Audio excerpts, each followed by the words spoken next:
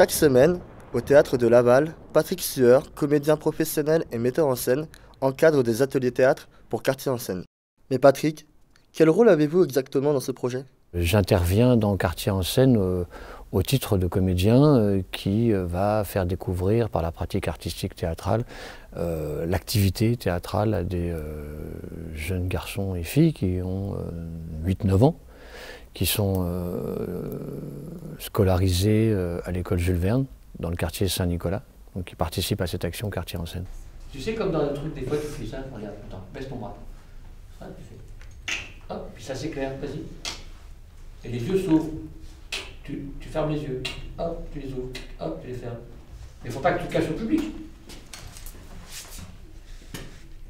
Ah, mais sans lui faire mal. Ok, on a joué, c'est bien, parfait.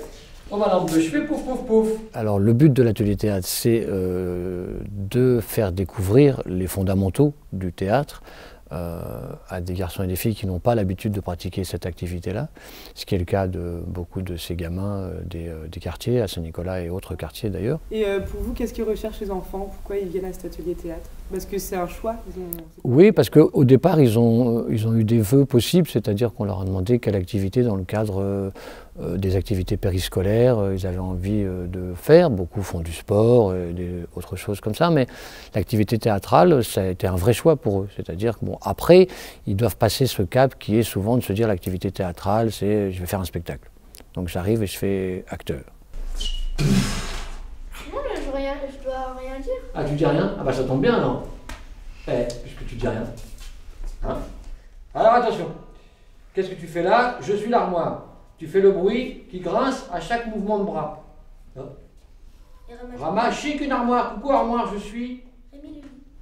Rama le lit. Vas-y. Donc il y a aussi toute une démarche à leur faire comprendre qui est de travailler un peu techniquement, de travailler sur des exercices pour petit à petit les amener à découvrir un texte, des personnages, pour pouvoir jouer ces personnages et faire une petite présentation de 15-20 minutes, une demi-heure maximum, en fin d'année scolaire. Tu vas essayer de mettre ta voix en rapport avec la distance. Plus je suis loin, ouais, à peu près le milieu. Plus je suis loin, plus je parle fort, milieu moins fort, et en fait tu vas te mettre assez près d'eux, donc presque en chuchotant. D'accord? Je veux que ça soit parfait. Mais c'est ça le vrai challenge, c'est de leur faire comprendre qu'il y a tout un travail en amont à faire. On essaye de le rendre du travail, mais on essaye de rendre la chose tout à fait ludique pour qu'ils s'amusent. Le but c'est qu'ils s'amusent et de voir que le théâtre c'est une activité artistique et que ça demande une concentration, ça demande un engagement. Mais à quoi on va jouer?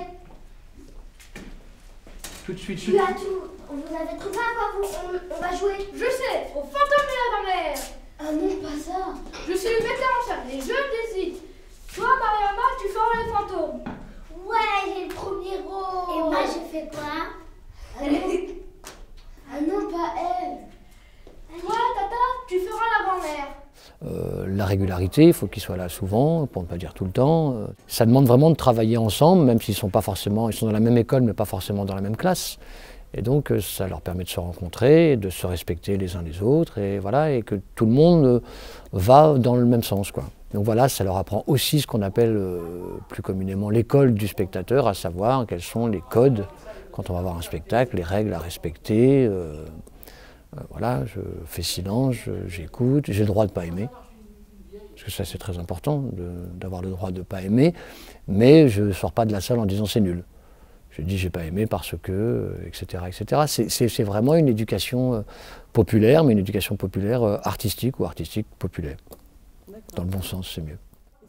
Bon, on commence? Oui, on commence. Et moi, j'ai fait quoi? Monsieur Rama! C'est pas grave, Rémi, Rama, ça sonne. On continue.